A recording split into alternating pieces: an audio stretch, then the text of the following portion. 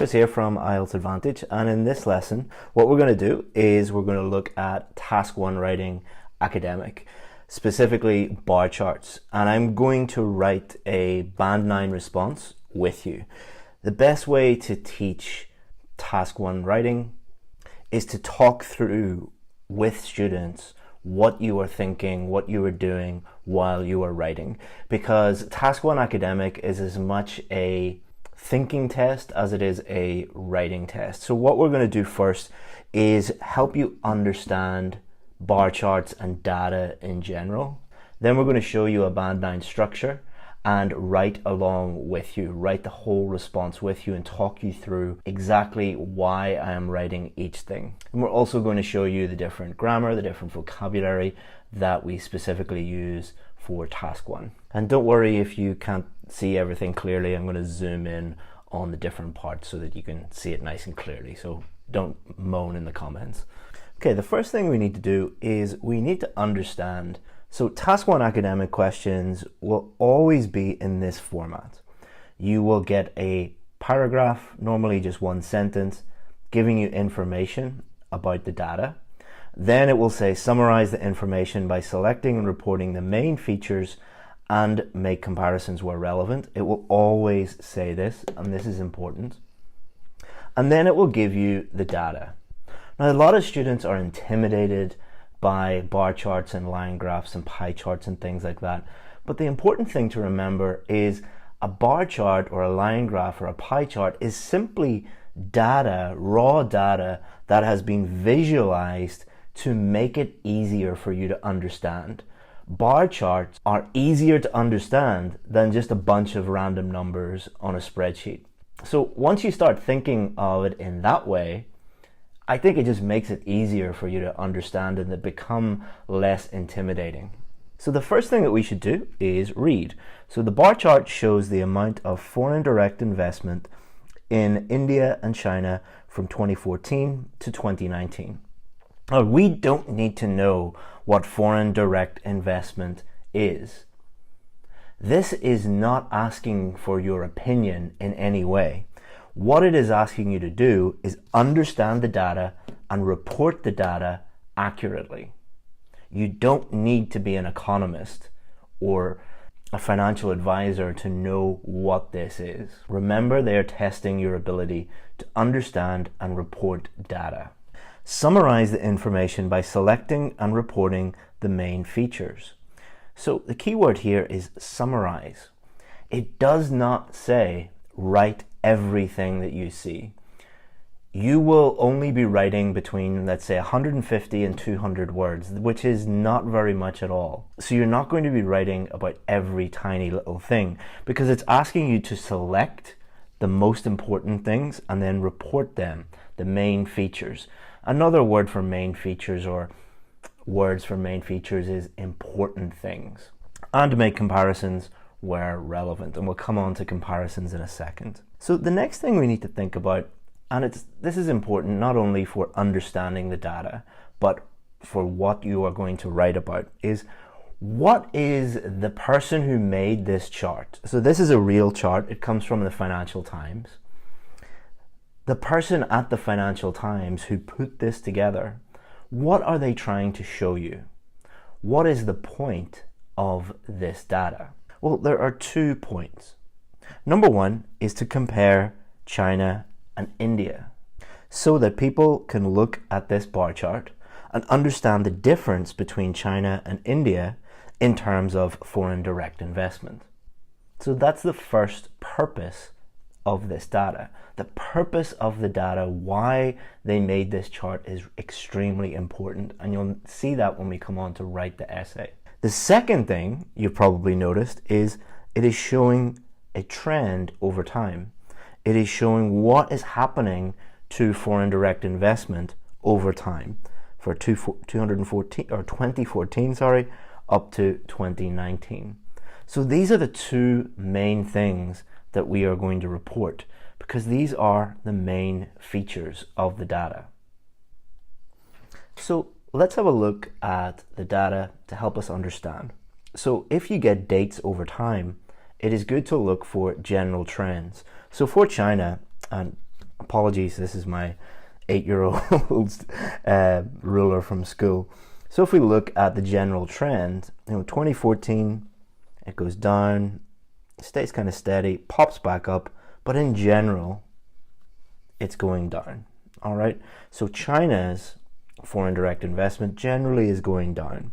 If we look at India, it's fluctuating. All right, but it's pretty much staying the same. It doesn't go up much from 2014 to 2019. It fluctuates a little bit. That is the general trend.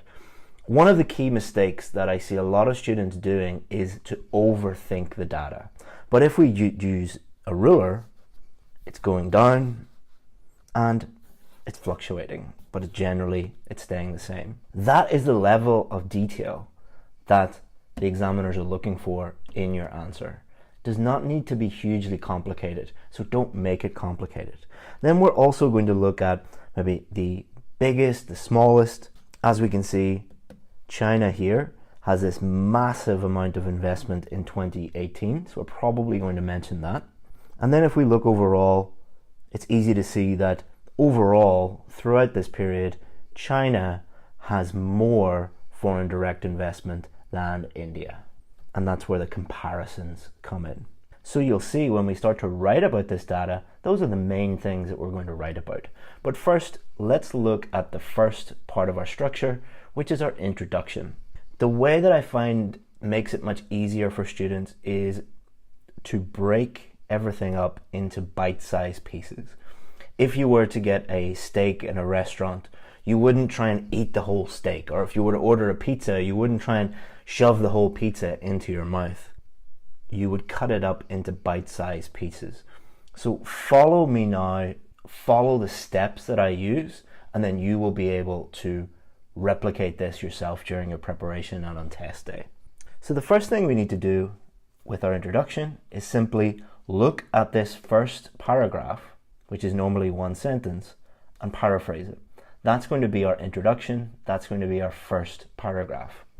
Okay, so how have I paraphrased this? Well, I've used a number of synonyms, words that mean the same thing, but are different words. So the bar chart, the chart. A bar chart is a bar chart. There's no other real way of saying this, so it is fine just to copy and leave out the word bar, the chart. Shows, illustrates, displays, these are all synonyms that you could use. The amount of, the level of. Don't worry about repeating words like the or of. There's no other way of using a definite article than to repeat it. So foreign direct investment. Foreign investment is just money from outside of the country being invested into that country in one way or another. So instead of foreign investment, we have outside investment. So I've changed the collocations of foreign direct investment to outside investment. So it's best just to think of foreign direct investment and outside investment as two chunks of language. We have repeated the word investment, but we have changed the collocation. Now there's no other way of saying India. India is India, China is China. We could say two countries in Asia or something like that, but that's not very precise. Asia is a massive continent. So instead of just saying in India and China, we said in the economies of. And from, to, between, and. From 2014 to 2019, between 2014 and 2019. There will often be dates involved when it comes to these.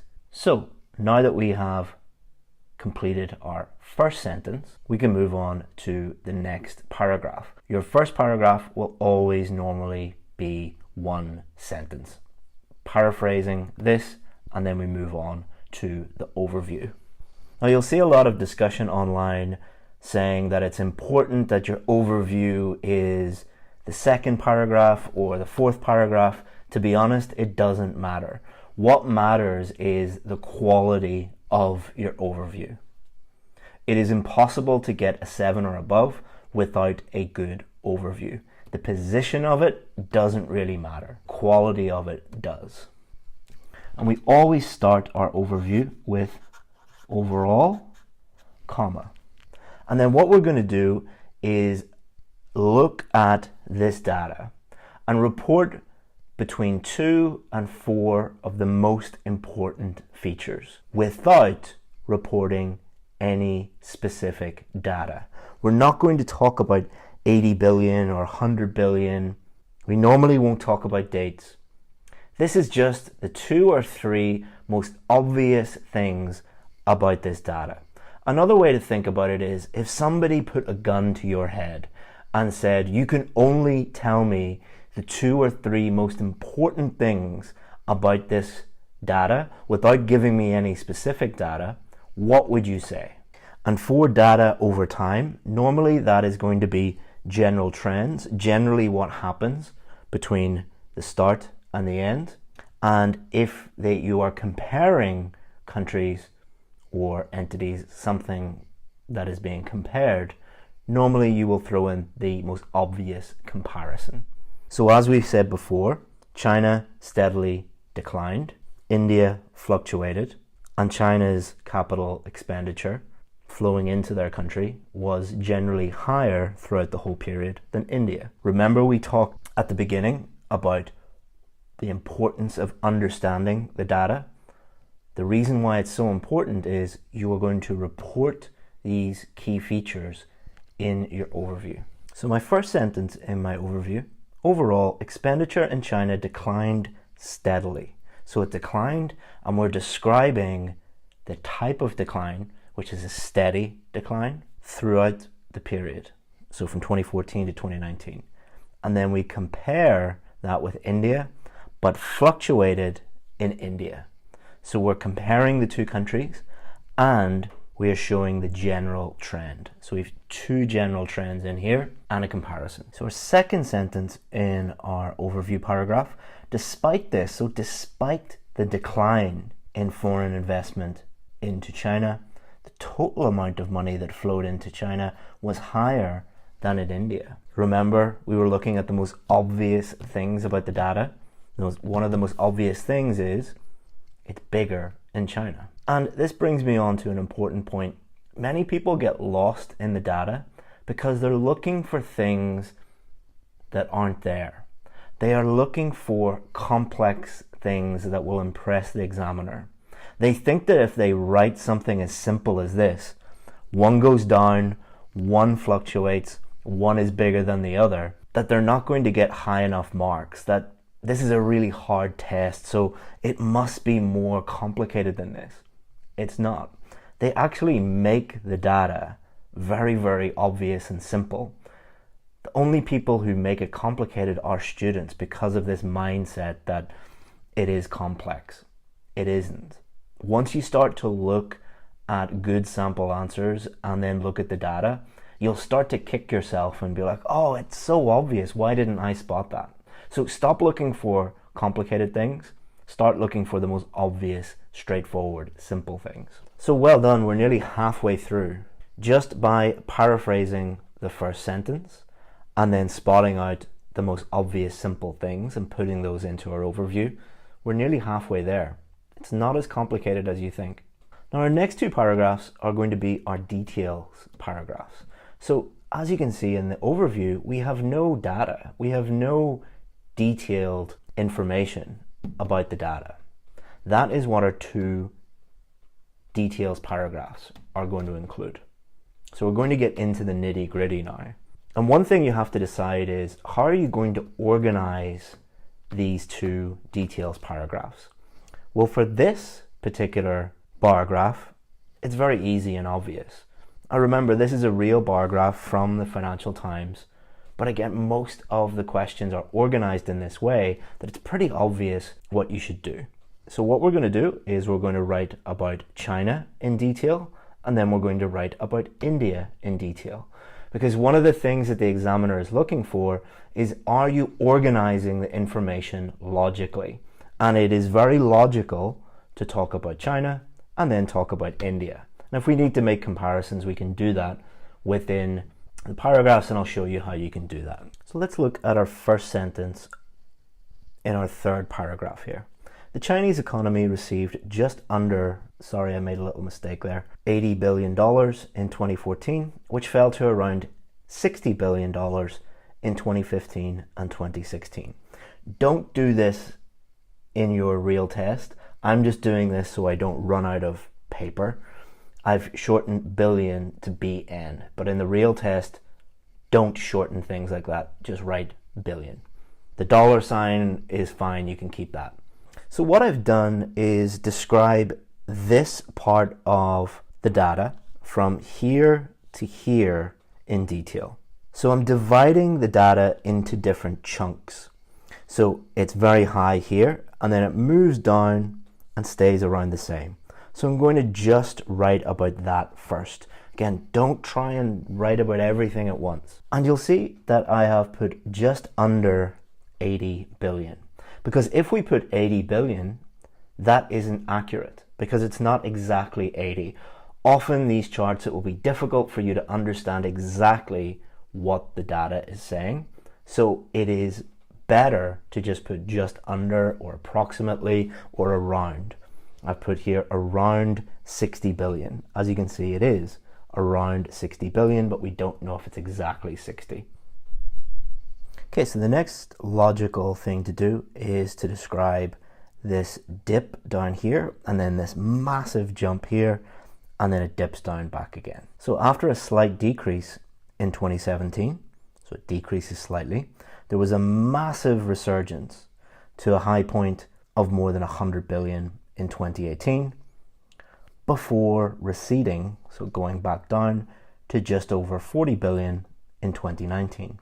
So you'll notice I haven't put the data in for 2017. I've just said after a slight decrease. Remember, you're summarizing and selecting information. You are not reporting every single data point that you see. But this one is very important. This is the high point, so I am describing it and I'm really highlighting it by saying it's a high point, it's 100 billion, massive resurgence, and then it drops back down to around 40 billion in 2019. And that's it, done for the Chinese. Now we move on to India. So in 2014, foreign outlays into India's economy reached more than 20 billion. So it was more than 20 billion. Then rose significantly to approximately 60 billion. So this one's a little bit over, this one's a little bit under. So we're going to use the word approximately to describe both of them, before falling back down to 2014 levels in 2017. So 2014, 2017 are pretty much looking the same. So we're going to say falling back. So in 2018, there was another massive increase. We put dramatic increase here because it pretty much doubles before returning to around 20 billion in 2019. So that's us done with India. Now finally, in the same paragraph, what I'm going to do is just compare more specific data between China and India. So I'm going to do this. So I've put 2015 was the only year India's levels of foreign investment exceeded China's, with values of slightly over 60 billion and slightly below 60 billion, respectively. So this is a key word that you want to understand and probably use in your task 1 academic responses, respectively. So remember, one of the key features was the total amount for China was higher than India. And this just goes into a little bit more detail on that and says, only in 1 year were India slightly ahead of China. The rest of it, China exceeded. And that's us done. And as you can see, by breaking it down into this structure, it makes it much easier to understand and to do on test day. Let me just highlight some important vocabulary that you need to be aware of. So you need to be able to describe data and general trends over time. Declined, and how would you describe that decline? Fluctuated, receding, a resurgence. It reached more than or reached less than. It rose significantly or increased dramatically or dropped, falling back, dramatic increase, values of slightly over. So remember, the task is just to simply describe data. So you need to be aware of how to do that. And then also remember that a huge part of this is describing data accurately. So you're going to use words like around, more than, just over, approximately, just below, around again, slightly over. So if you can simplify your understanding of the data, follow this structure, report the data accurately, and use the correct grammar and vocabulary, then you have a very, very good chance of dramatically improving your score. But there is another very common vocabulary mistake that lots of students make. So one of our teachers, Michelle, has put together a video for you how to avoid this common mistake in IELTS Writing Task 1. So go and watch that one now.